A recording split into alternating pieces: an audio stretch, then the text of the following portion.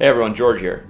So we know taxes can eat away at your cash flows every year. And there's one very powerful and legal tax strategy that I want to discuss today called the Augusta Rule.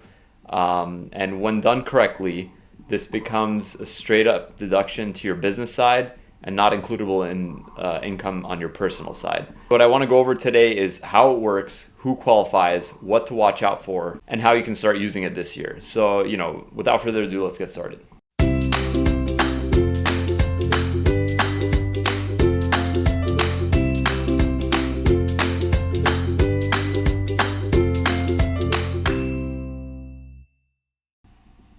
So just a little background on this. The Augusta Rule, Section 280 AG of the Internal Revenue Code, really came from Augusta, Georgia, where they have the Masters Golf Tournament every year.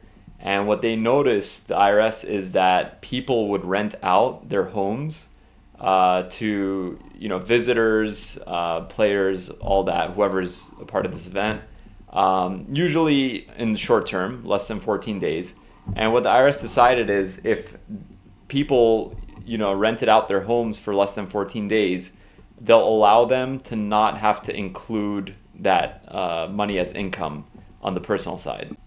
And that's where it all began. So in short, if you rent your personal home for 14 days or less to anyone, even including your own business, you don't have to pay tax on that rental income.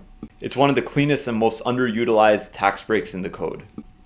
So this is why this works out great for construction company owners. Since most construction businesses are set up as S-corps, the business can actually rent out the personal residence of the owner for business-related purposes such as annual company meetings, strategic planning sessions, safety training presentations, team appreciation events, or client dinners.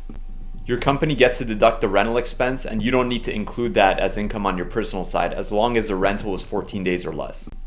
So if you rent your home for $2,000 a day for 14 days of the year, then you can take on your business side $28,000 deduction, and you don't need to include that $28,000 on the personal side.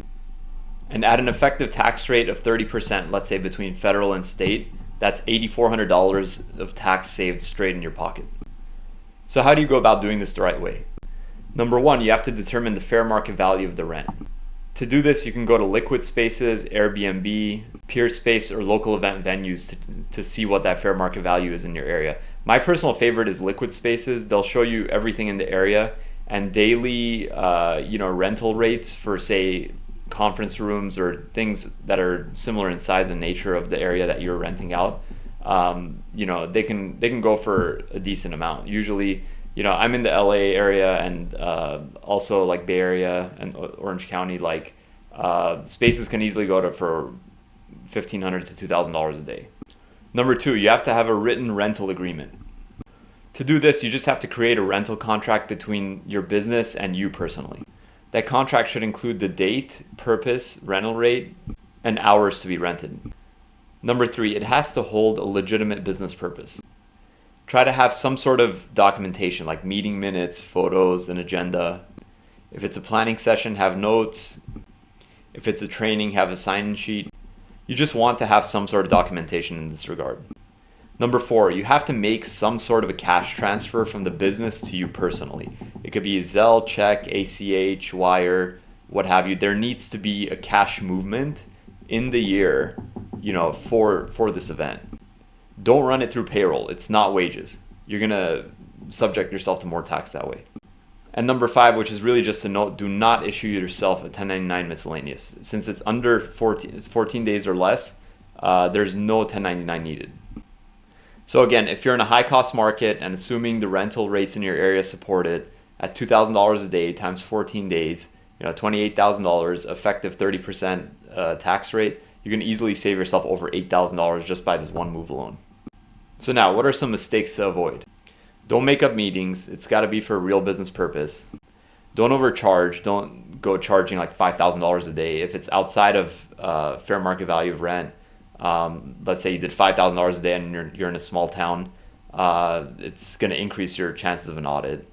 And if it did get audited, it would obviously be reclassified, or it would increase possibly even the sampling size, and it just would create a headache you don't want to have. Don't exceed 14 days. The moment it hits 15 days, the whole thing becomes taxable.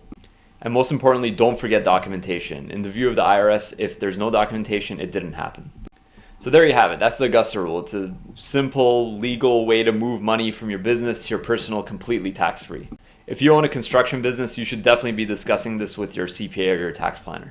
And if you don't have a tax plan in place for 2025, I highly recommend you get it in place before the year ends. Because once the year is over, you're very limited with what you can do in terms of tax planning. You could do retirement plan contributions and maybe like one or two other things. But definitely get in the tax plan, get in all your tax strategies in before the year ends. And remember, CPAs are people too. We take holidays, so don't go knocking on their door on December 30th. I hope you found this helpful. Click like, subscribe, turn on notifications for any updates, and I hope to see you in the next one.